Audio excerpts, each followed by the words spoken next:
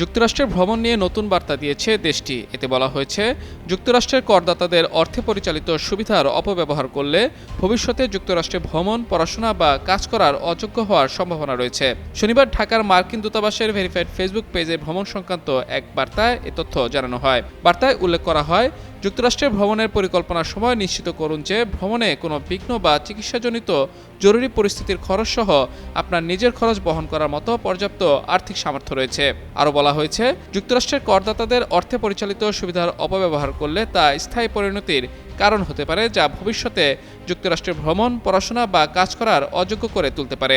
বিশেষজ্ঞরা মনে করেন, যুক্তরাষ্ট্রের এই সতর্কবার্তা এমন পরিস্থিতি রোধ করতে সহায়ক, যেখানে কেউ সরকারি অর্থ বা সুবিধার অপব্যবহার করে দেশটির নীতি ও নিয়মের বিপর্যয় ঘটাতে না পারে।